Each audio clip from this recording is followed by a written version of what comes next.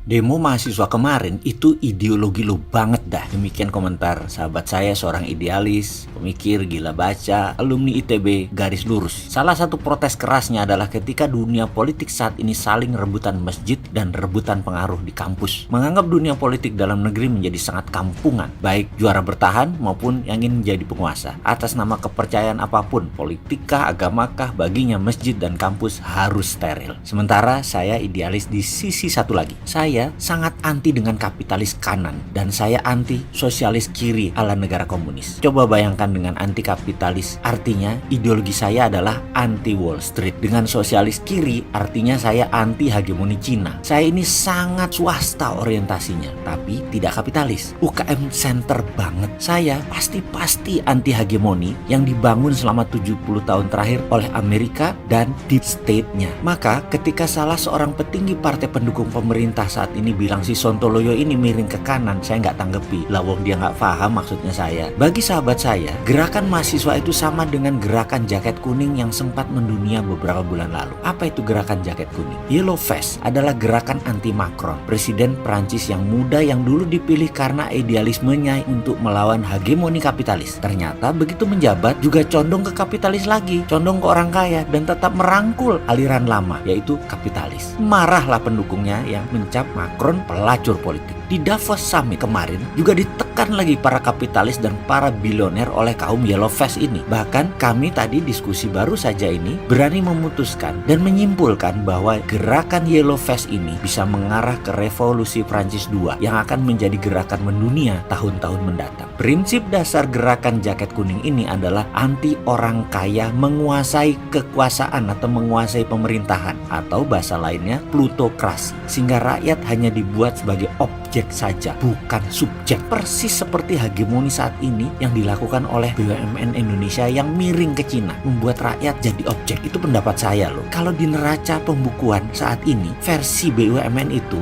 rakyat jadi market, rakyat jadi pasar. Masa rakyatnya sendiri yang jadi market? BUMN itu harusnya penghasil devisa, harusnya pasarnya luar negeri. Padahal kalau NKRI beneran, rakyat itu subjek dan rakyat itu bukan market tetapi aset. BUMN sekarang ini raja impor, penyebab neraca perdagangan terjelek sepanjang masa ya BUMN. Sementara penghasilan BUMN untuk setoran ke kas negara hanya 5%. Dari pajak yang 90% itu adalah swasta, rakyat yang bayar pajak. Sementara dari sisi lain, bagaimana bisa dagang swastanya, pasarnya diambil BUMN? Sudah itu keuntungannya disikat lagi sama pajak. Kembali ke arah Yellow Vest yang dikatakan teman saya mirip pemikiran saya yang anti plutokrasi dan anti oligarki. Oligarki adalah sekelompok orang pengatur pemerintahan. Padahal satu lagi, oligarki itu bukan pejabat lagi. Saya sangat mengusulkan ekonomi gaya baru. Tidak ikuti lagi aturan main yang memberi keuntungan asing, memberi keuntungan IMF, World Bank, para kaum kapitalis, kapitalis lokal ataupun kapitalis dunia.